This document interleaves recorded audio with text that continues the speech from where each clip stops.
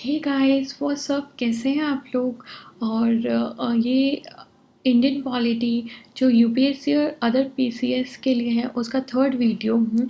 इससे पहले company rule, crown rule part 1 cover कर चुकी हूँ। आपको अगर वो वीडियोस देखने हैं तो आप मेरे चाहे यूट्यूब चैनल पे जाके सब्सक्राइब कर सकते हैं और देख सकते हैं। तो एक मैं अपना शॉर्ट इंट्रो देना चाहती हूँ। This is about me. I am Kavita Jha. I did BTech from Jadavpur University in mechanical engineering. I qualified GATE in 2012 and currently I'm working as central government. I've qualified civil services mains and appeared in interviews in 11, 13 and 15. And I had consistently scored 130 plus marks in essays in civil services mains, with highest being 155. I have also co-authored books on decision making, problem solving, and interpersonal skills for CSAT, 15 practice sets for CSAT, series on life skills for classes first to 8. And क्योंकि poetry मेरी hobby है, so I have authored 2 poetry books. Now ये just एक meme है, this is a meme just for fun. जैसे ही market में new study material आता है तो सिंसियर यूपीएससी एस्पिरेंट क्या करता है, he just looks and walks away by closing his eyes, and he doesn't distract himself, believes in revising the same material again and again. Hopefully हम भी कुछ ऐसा कर पाए, आपको ये मटेरियल आपके सारे सवालों के जवाब दे सके और सारे एस्पेक्ट्स पॉलिटी के कवर कर सके, जिससे कि आपको किसी और मटेरियल को देखने की और किसी और मटेरियल के पास जाने की ज़रूरत ना पड़े. वैसे भी इसमें हम पॉलिटी के ऑलमोस्ट सारे एस्पेक्ट्स कवर करेंगे. MCQs, prelims previous year, mains, expected questions based on current affairs and everything, basics plus current affairs related everything हम कवर करेंगे. आगे चलते हैं हम. क्राउन रूल जैसा कि हमें पता है 1858 से 1947 तक रहा था, और आफ्टर म्यूटिनी के बाद 1857 के म्यूटिनी के बाद क्राउन रूल शुरू हुआ था, जो कि इंडिपेंडेंस 1947 में इंडिया इंडिपेंडेंस तक रहा था. एंड आपको अगर इससे पहले के एक्ट्स देखने हो, government of India act of 1858 and further बाकी 1935 से पहले के एक्ट्स देखने हो तो आप प्रीवियस वीडियोस देख सकते हैं मेरे चैनल पे. आगे चलते हैं. चलिए, government of India act of 1935. It provided for the establishment of All India Federation consisting of provinces and princely states as units. इसने इस एक्ट में एक प्रोविज़न बना कि एक all India federation, of course Simon commission के ने जो अपने रिकमेंडेशंस दी थी उसके बेसिस पे बना. साइमन कमीशन के रिकमेंडेशन के बेसिस पे ये प्रोविज़न लाया गया कि एक ऑल इंडिया फेडरेशन बनाया जाए जिसमें कि provinces as well as princely states दोनों को एक यूनिट की तरह लाया जाए, सबको बाइंड किया जाए. एक मतलब सेंट्रलाइज्ड टेंडेंसी के साथ ऐसा हुआ, एक ऑल इंडिया फेडरेशन बने. सारे अभी अलग अलग ग्रुप्स थे, अलग अलग प्रोविंसेस थे, उन सबको इकट्ठे किया जाए. Now it led to division of powers between the center and units in terms of 3 lists. 3 list बनाए गए सेंटर और यूनिट्स प्रोविंसेस के बीच. उसके तहत जो पावर्स हैं उसका डिवीजन किया गया. First one was federal list. Centre के लिए था फेडरल लिस्ट जिसमें 59 आइटम्स थे. Second one was provincial list. Provinces के लिए था जिसमें 54 आइटम्स थे. And third one concurrent list, जो कि सेंट्रल जिस सब्जेक्ट्स पे सेंट्रल और स्टेट दोनों लॉज बना सकते हैं, जिसमें 36 आइटम्स थे. लाइक जैसे कि अभी भी हमारा यूनियन लिस्ट, स्टेट लिस्ट और कॉन्करेंट लिस्ट है, सेम उसी मतलब I mean almost same derive कर सकते हैं इससे हम उसको. And it vested residuary powers in the hands of governor general. जितने इन सारे सब्जेक्ट्स के अलावा, इन सारे आइटम्स के अलावा जितने भी रेजिड्यूरी जो भी बाकी बची कुछ पावर्स हैं वो सारे गवर्नर जनरल के पास थी. Now, it abolished diarchy in the provinces and introduced provincial autonomy, where provinces were allowed to act as autonomous units of administration in their defined spheres. जो डायarchy स्टैब्लिश हुई थी through the government of India act of 1919, Montague Chelmsford reforms के तहत उसको abolish कर दिया गया in the provinces. And it introduce provincial autonomy. Provincial autonomy introduce किया गया जिसमें कि प्रोविंसेस को कंप्लीट ऑटोनॉमी दिया जाए and they were allowed to act as autonomous units of administration in the defined spheres. Provinces को कंप्लीट ऑटोनॉमी देने की बात चले जो कि फर्दर 1937 में दे भी दी गई थी। So it abolished hierarchy and introduced provincial autonomy. Now it led to introduction of responsible governments. In provinces, that is, the governor was required to act with the advice of ministers responsible to the provincial legislature. This system came into effect in 1937 and discontinued in 1939. Introduction of responsible government की बात की गई।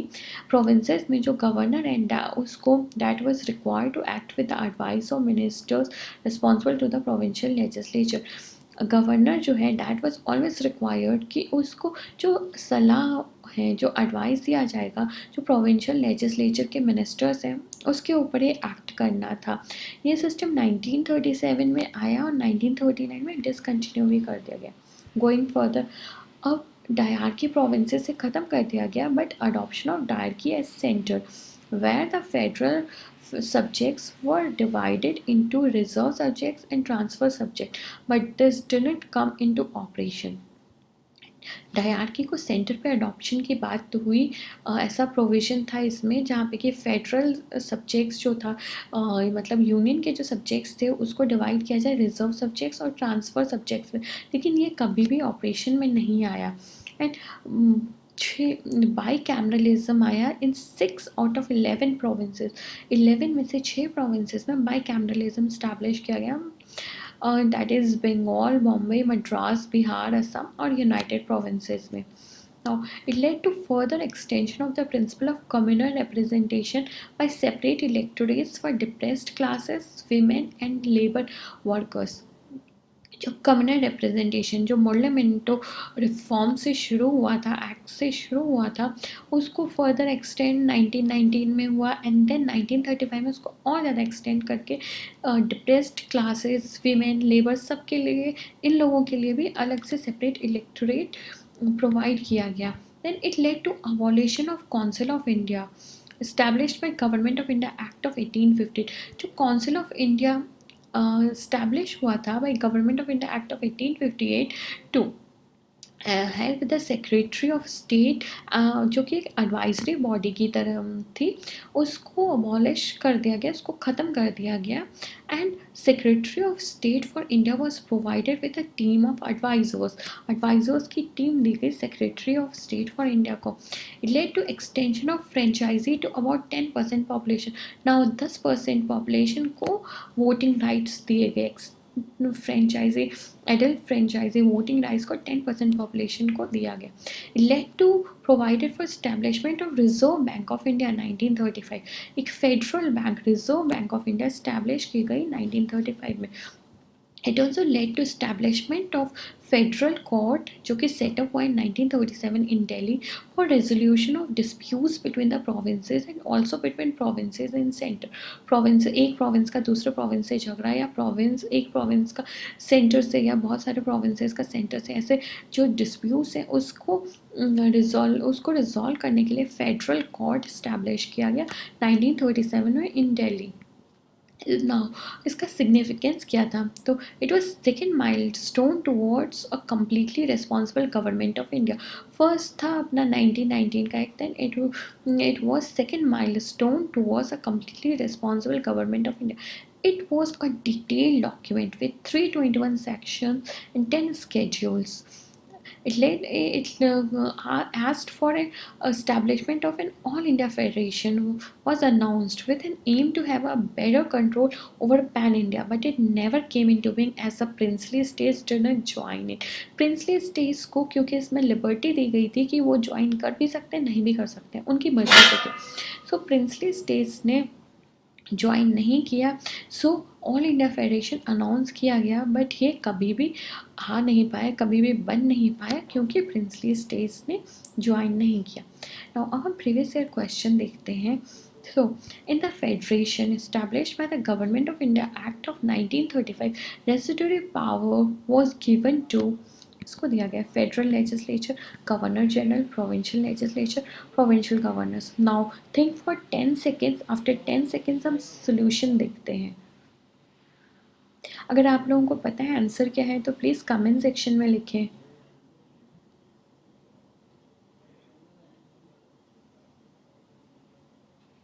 Yes, the answer is governor general. जितने residuary powers थे सारे governor general को दिए गए। यहाँ पे ऊपर स्लाइड में मेंशन भी था ये चीज़। ये देखिए federalist, provincial, concurrent and then residuary powers in the hands of governor general. चल ये प्रीवियस ईयर क्वेश्चंस ले रहे हैं हम लोग जिससे कि एक आइडिया लगता रहे साथ ही साथ कि किस टाइप के क्वेश्चंस पूछे जाते हैं। ये 2018 प्रीलिम्स 2018 का क्वेश्चन है। Now going further, Indian Independence Act of 1947 जो कि लास्ट ब्रिटिश एरा का एक्ट था। So it led to end of British rule in India, of course. Declaration of India as an independent and sovereign state from August 15, 1947. It provided for the partition of India. India के partition के बाद Indian independence act of 1947 में mention है। It led to creation of two independent dominions of India and Pakistan with the right to secede from the British Commonwealth. British Commonwealth से India और पाकिस्तान का जो dominion है वो हट सकते हैं, वो बाहर हो सकते हैं, ऐसा राइट दिया गया इंडिया और पाकिस्तान दोनों को। It led to abolition of the office of viceroy and provided for each dominion a governor general who was appointed by the British king on the advice of the dominion cabinet. जो viceroy की office थी उसको ख़त्म कर दिया गया और east dominion India और पाकिस्तान के लिए फॉर द टाइम बिंग एक गवर्नर जनरल अपॉइंट करने की बात कही गई और जो कि ब्रिटिश किंग के द्वारा अपॉइंट होगा but only on the advice of dominion cabinet. India का इंडिया कैबिनेट, इंडियन कैबिनेट के एडवाइस पे और पाकिस्तान का पाकिस्तान कैबिनेट के एडवाइस पे। Now going further, it empowered the constituent assemblies to legislate for their respective territories till the new constitutions were enforced. इसने constituent assemblies जो दोनों डोमिनियंस इंडिया और पाकिस्तान से दोनों की कॉन्स्टिट्यूंट असेंबलीज को एम्पावर किया कि वो अपना जो लेजिस्लेट कर सकें अपनी टेरिटरीज़ के लिए। सिर्फ कॉन्स्टिट्यूशन बनाना तो था ही, उसके अलावा लॉज भी बना सके अपने अपनी टेरिटरीज़ के लिए जब तक नया कॉन्स्टिट्यूशन नहीं आता है। सो कॉन्स्टिट्यूंट असेंबली सिर्फ एक कॉन्स्टिट्यूशन मेकिंग बॉडी नहीं थी, ये एक लॉ मेकिंग बॉडी भी थी for the time being. It empowered constituent assemblies of two dominions to frame and adopt any constitution for their nations. अपने nations के according अपने nation को देख के कोई भी constitution जो constituent assemblies हैं वो frame और adopt कर सकते हैं। It granted freedom to the Indian princely states to either to join the dominion of India or dominion of Pakistan or to remain independent. Indian princely states को complete freedom दी गई कि यह वो चाहे तो या तो इंडिया को ज्वाइन कर सकते हैं या पाकिस्तान को या फिर इंडिपेंडेंट भी रह सकते हैं। It provided for the governance of each of the dominions and the provinces by the government of India act of 1935 till new constitutions were framed. Government of India act 1935 के अंडर जो है वो India जो dominions create हुए थे India और पाकिस्तान के वो चाहे तो गवर्न हो सकते हैं जब तक न्यू कॉन्स्टिट्यूशन फ्रेम होता है या कॉन्स्टिट्यूंट असेंबलीज लॉज भी बना सकती हैं। अब हम कुछ प्रीवियस ईयर क्वेश्चंस देखते हैं। Okay, the Government of India Act of 1919 clearly defined civil services prelims 2015 2015 का क्वेश्चन है।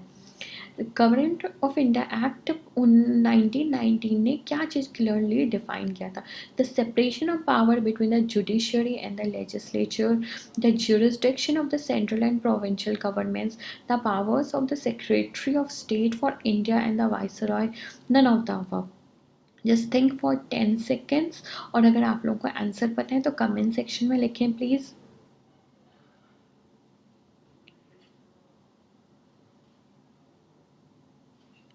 Now, the correct answer is B. The jurisdiction of central and provincial governments, of course. Secretary of State और इसकी बात चल रही थी 1858 में। And this separation of power between judiciary and legislature, ऐसी तो कोई किसी भी एक्ट के अंडर ऐसा कोई प्रोविजन नहीं था। So jurisdiction of central and provincial governments को गवर्नमेंट ऑफ इंडिया एक्ट 1990 ने क्लियरली डिफाइन किया था। टायरकी सिस्टम भी लेके आए थे। ओके, नाउ ये देखते हैं, identify the incorrect statement about the government of India act of 1990। ये राजस्थान पीएससी में आया है 2016 में। और गवर्नमेंट ऑफ इंडिया एक्ट 1919 के बारे में आपको इनकरेक्ट स्टेटमेंट आइडेंटिफाई करना है। The government of India act 1919 came into force in 1921. This act is also known as Monumental Reforms Act. Montagu was the Secretary of State for India and Lord Chelmsford was the Viceroy of India. This act separated the central and provincial subjects. Now incorrect statement करना है, incorrect याद रखिएगा, you have to mention incorrect statement। 10 second का time लीजिए और answer सोचिए। अगर आपको आंसर पता है तो कमेंट सेक्शन में लिखें प्लीज़।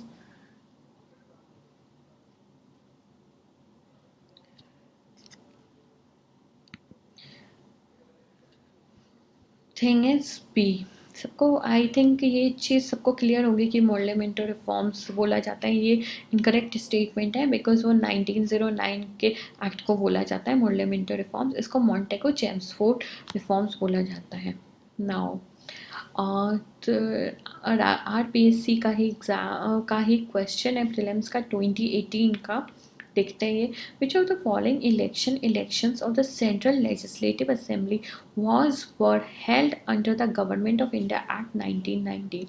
इनमें से कौन सा इलेक्शन जो है सेंट्रल लेजिस्लेटिव असेंबली का गवर्नमेंट ऑफ इंडिया एक्ट 1919 के अंडर के प्रोविजंस के तहत हुआ था? 1926, 1937, 1945। आपको select the correct answer using the code given below. A only यानी 1926 का बस, बी एंड सी यानी 1937 and 1945, A and C 1926 and 1945, A B and C 1926, 1937, 1945। Guys take 10 seconds to think, और अगर आप लोगों को आंसर पता है तो प्लीज़ कमेंट सेक्शन में लिखें। 10 सेकेंड लेके आराम से सोचिए, फिर आंसर पे चलते हैं।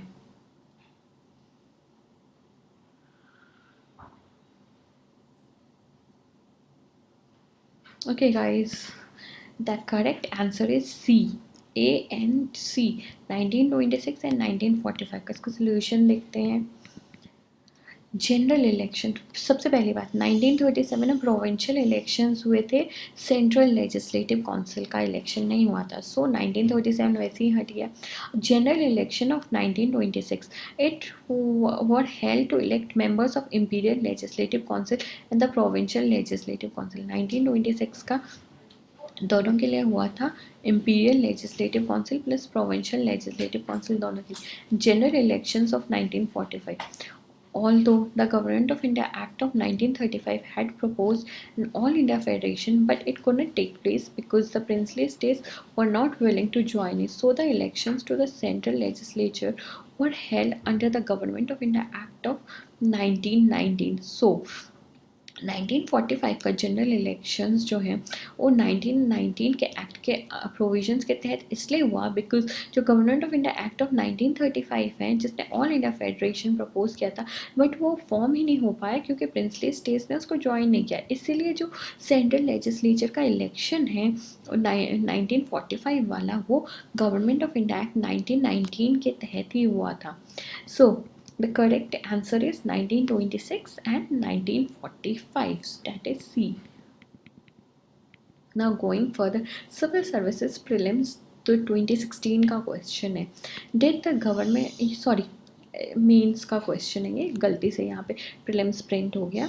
It was a mains question, 2016 में आया था। एक हम मेंस का क्वेश्चन भी देख लेते हैं। ओके कि इस टॉपिक पे ऐसा नहीं है कि सिर्फ प्री में क्वेश्चंस आते हैं, मेंस में भी क्वेश्चन आ चुका है और आने के चांसेस भी हैं। So did the government of India act 1935 lay down a federal constitution? Discuss.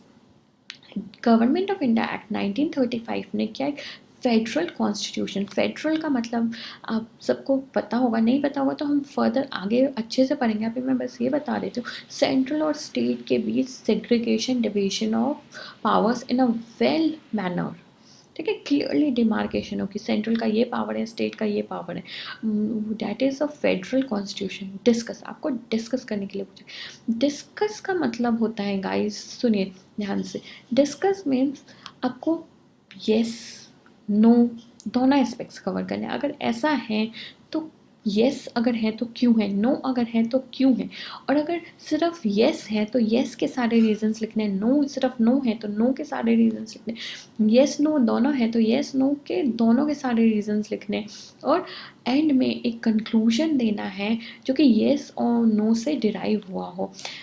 इसका डिस्कस का मतलब होता है आपको सारे एस्पेक्ट्स कवर करने इस क्वेश्चन के, you have to cover all the aspects. So चलिए एक सोल्यूशन का जस्ट एक नॉर्मल स्ट्रक्चर दे रही हूँ आपको, ओके अगर आप लोग चाहें तो मुझे कमेंट सेक्शन में अपने आंसर्स लिख के पोस्ट कर सकते हैं, नहीं तो मेरे जीमेल आईडी पे भी मुझे मेल कर सकते हैं आंसर, राइट। चलिए चलते हैं। वाई येस, अगर federal constitution government of India act 1935 ने ले किया तो क्यों, येस क्यों, हाँ क्यों, because federal features as per the act में क्लियरली फेडरल फीचर्स मेंशन है, जैसा कि हमने देखा भी, मैं आपको प्रीवियस उस पर लेके जा रही हूँ, क्योंकि अगर जब आप दोबारा देखेंगे तो आपको पता चलेगा कि कैसे वो फेडरल फीचर्स थे तो कौन से थे। ऑल इंडिया फेडरेशन की बात की गई थी, ऑल इंडिया फेडरेशन की बात की गई थी, ये एक फेडरल फीचर है। फेडरेशन की बात की गई थी, यूनिटरी सिस्टम की नहीं। Then division of powers clearly between centre and state, federal list, provincial list, concurrent list. Then provincial autonomy भी दिया गया, प्रोविंसेस में रिस्पॉन्सिबल गवर्नमेंट की बात होती है यहाँ पे। देन बाई कैमरलिज्म की बात होती है, उसके बाद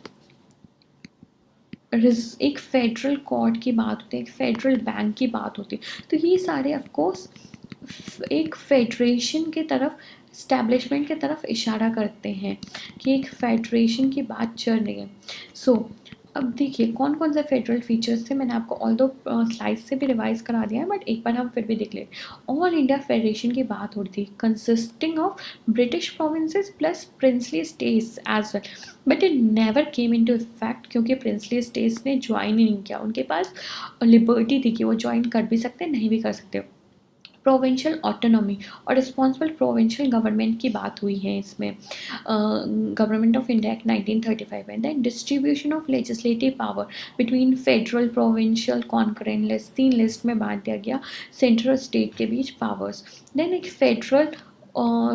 federal public service commission, joint public service commission, provincial public service commission की भी बात हुई थी।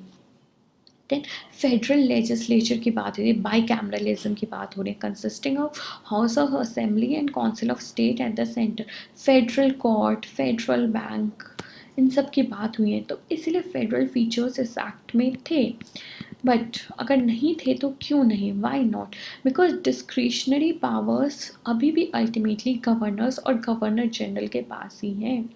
Then second one is federal legislature to legislate with respect to subjects of provincial list in case of emergency, जो emergency के case में अभी भी सिर्फ फेडरल लेजिस्लेचर, जो सेंट्रल लेजिस्लेचर है वही लॉज बना सकते हैं। देन डिफेक्टिव फेडरेशन इसलिए क्योंकि प्रोविंसेस के लिए तो कंपलसरी था कि ऑल इंडिया फेडरेशन ज्वाइन करो, बट प्रिंसली स्टेट्स के पास लिबर्टी थी तो उन्होंने अल्टीमेटली नहीं ज्वाइन किया, तो ऑल इंडिया फेडरेशन फॉर्म ही नहीं हुआ। Then residuary powers with governor general, residuary powers सारे गवर्नर जनरल के पास थे। So because of all these provisions we can say कि ये सारे जो हैं ये फेडरेशन की तरफ इशारा नहीं करते या फेडरल कॉन्स्टिट्यूशन की तरफ इशारा नहीं करते। So the conclusion can be this that although this act, Government of India Act 1935, called for establishment of All India Federation, but it did not materialize as it was optional for princely states and they did not join it. Also, the federal legislature was not a sovereign legislature since the Governor General had a veto over the bills passed by it. Federal legislature के ऊपर जो भी जो है वो veto power था governor general का, वो बिल्स को चाहे तो रोक सकता है, मना कर सकता है।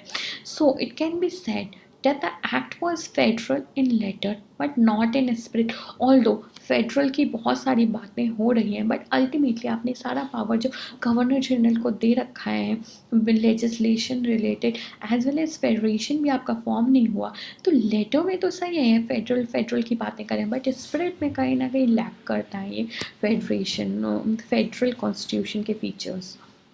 सो इस टाइप का आपका एक स्ट्रक्चर हो सकता है इस क्वेश्चन के सोल्यूशन का। प्लीज़ गाइस अगर आप चाहें तो मुझे आप मतलब जीमेल भी कर सकते हैं, मैं अपना जीमेल आईडी आपको आगे दूंगी, इसका आप आंसर लिखने का कोशिश करें इस क्वेश्चन का। ओके गाइस, दैट्स इट, अभी के लिए इतना ही, हम अगले वीडियो में फिर मिलेंगे। और फॉर एनी क्वेरीज और क्वेश्चंस और एनी काइंड ऑफ गाइडेंस आप you can write to me at handheld.studies@gmail.com। ये जीमेल आईडी है जिसके ऊपर कि आप कोई भी क्वेश्चन क्वेरी गाइडेंस कुछ भी मुझे मेल कर सकते हैं। And guys do like and subscribe our YouTube channel to watch latest videos and get the updates. So जो मैं आपको प्रीवियस 2 वीडियोस में भी मैंने आपको ये बोला कि एक हम टॉपिक वाइज टेस्ट सीरीज़ लेकर आ रहे हैं पॉलिटिक्स में, जिसमें कि previous year MCQs plus current affairs related topics prelims के सारे कवर होंगे, टॉपिक वाइज लेके आएंगे। एंड देन एंड में हम फिर एक पूरा एक्यूमुलेटेड मतलब एक पूरा पॉलिटिकल टेस्ट सीरीज़ भी लेके आएंगे। फिलहाल हम टॉपिक वाइज लाएंगे। So guys thank you so much, hope you like the video and enjoy the video, and कुछ तो लर्निंग हुई होगी आपको। So bye bye bye for now, see you in next video, bye guys.